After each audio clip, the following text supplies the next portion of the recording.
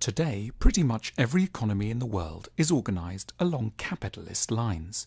But at the same time, capitalism is almost everywhere regarded with disappointment, frustration, and suspicion. Interestingly, none of the criticisms are new.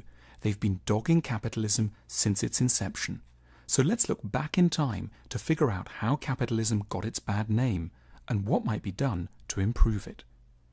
Padua, Italy, 1304.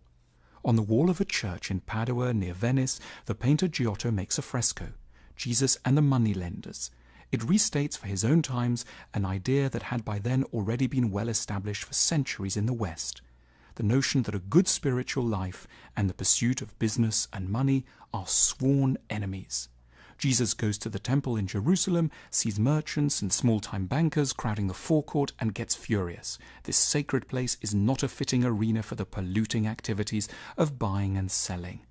The Christian attack on the immorality of money is deeply influential and severely holds back the development of capitalism for centuries. Venice, 1450. A Franciscan friar, Luca Pacioli, publishes the first ever book on accounting, Summa de Arithmetica. It's the single most important capitalist invention until the birth of the joint stock company and the modern factory. In the book, Pacioli introduces the principle of double-entry bookkeeping, which gradually becomes standard practice in all companies. Pacioli's textbook proposes that dealing well with money doesn't depend on fate anymore. Money isn't a divine punishment or reward, it's a kind of science that can be learnt through patience, reason, and hard work. Geneva, 1555. In powerful sermons to his congregations in Geneva, the Protestant theologian John Calvin emphasizes to his Swiss audiences the importance of what have become known as the Protestant virtues: hard work, self-denial, patience, honesty, and duty. These will turn out to be extremely useful qualities for capitalism. Calvin, along with many other preachers who share his outlook, explains that you must never indulge yourself nor spend money having a lavish life.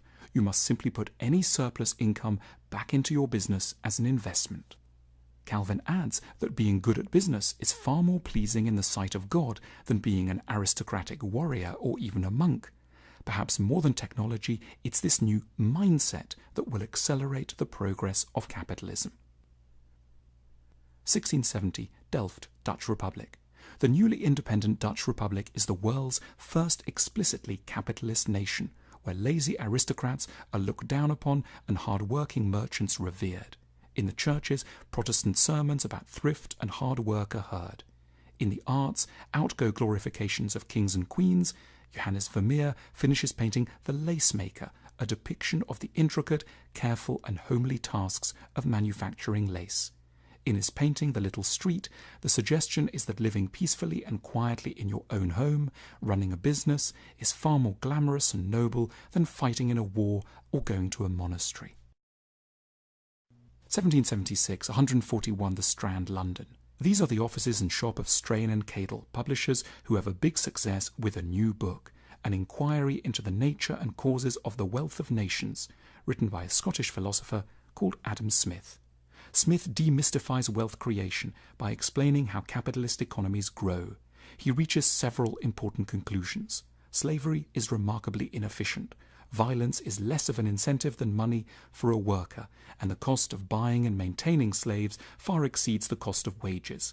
Capitalists will make far more money by treating their workers legally and humanely. It's by specializing that economies grow, says Smith.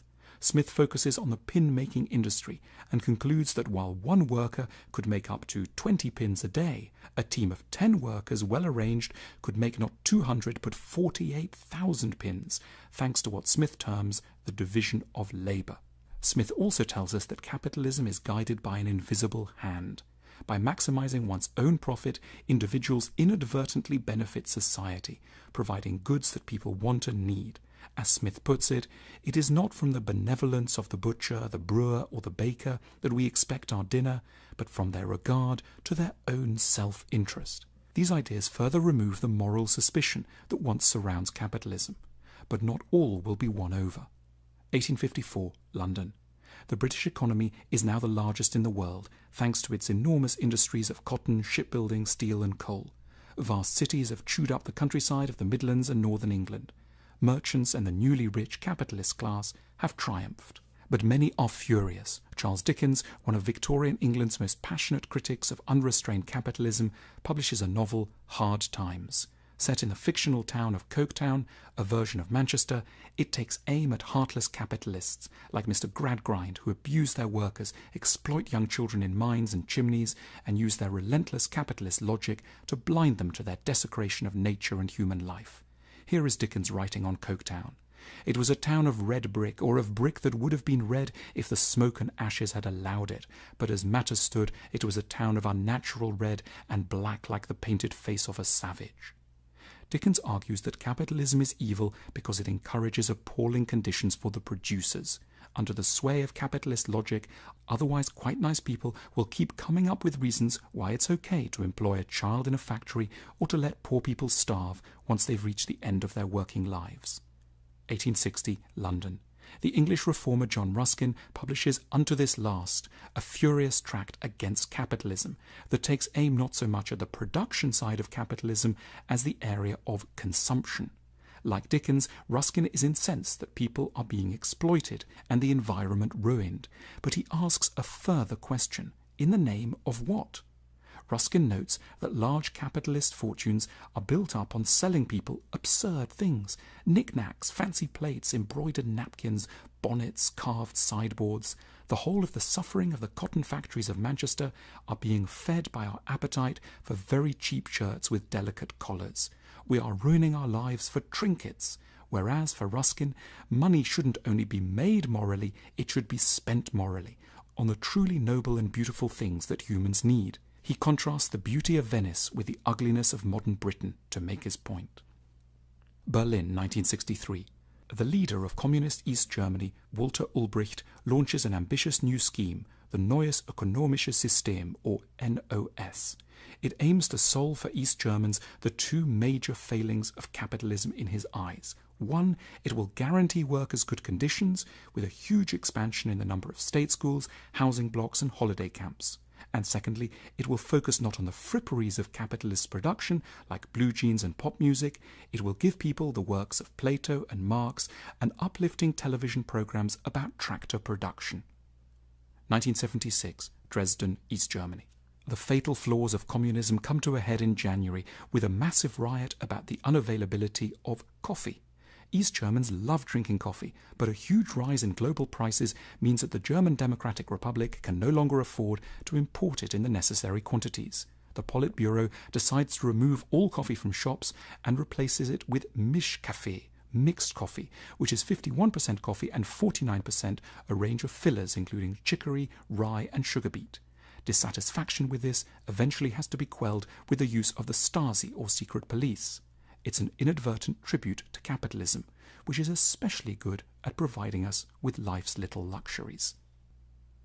Edeka hypermarket near Hamburg, November 1989.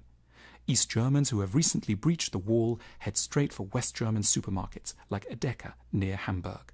They marvel at the productive capacities of capitalism and at the ability that it has to provide such modest but very important things as olive oil, party hats, iced buns and coffee. The old East German elite, who had believed that the people could be satisfied with philosophy, athletics, sauerkraut, and TV programs about farming, are hounded out of office. 1999, Seattle, USA. The World Trade Organization, a capitalist body dedicated to removing protection from industry and liberalizing markets, gets together for its next round of talks, 10 years since the fall of communism, and after a decade of unprecedented economic growth. But though the mood of politicians is upbeat, out in the streets hundreds of thousands of anti-capitalist protesters have gathered to call an end to the iniquities of global capitalism. The complaints are strikingly similar to those made by Jesus Christ. Capitalism doesn't look after the producers, and capitalism downgrades the important spiritual ends of life for the sake of hamburgers, unsustainably cheap clothes, and garish, distracting mass media. With their beards and gaunt figures, many of the protesters look a little like Renaissance renditions of Jesus. The police take a very heavy hand, fire tear gas into the crowds, arrest 2,000, and call in the National Guard. The Protests remind the world that besides the winners of capitalism, there is an enormous army of the disenfranchised and the angry, who see more sense in Jesus, Dickens and Ruskin than in Adam Smith and Bill Clinton. 2015, Cupertino, California. Apple Computers officially becomes the largest corporation in the world. It's a giant success story, but the very same challenges remain. It turns out that Apple are indirectly responsible for the suffering and abuse of workers in the supply chain in China via the Foxconn Corporation. And with the launch of the Apple Watch, a gadget that seems to have no particularly urgent purpose, questions are once again raised about why we're exhausting ourselves and the planet for ends that are so out of proportion with the costs they impose on all of us. To generalize, capitalism is amazingly productive, but it has two big flaws. Firstly, it's systematically inclined to ignore the sufferings of workers unless regularly prodded not to. And the wealth of companies is often built up on satisfying what are not the essential needs of human beings. Fortunes are made on making unhealthy food or bad television programs. The challenge for the future is how we might be able to make money humanely by treating people and the earth well, and also make money through activities which address the more noble end of human needs.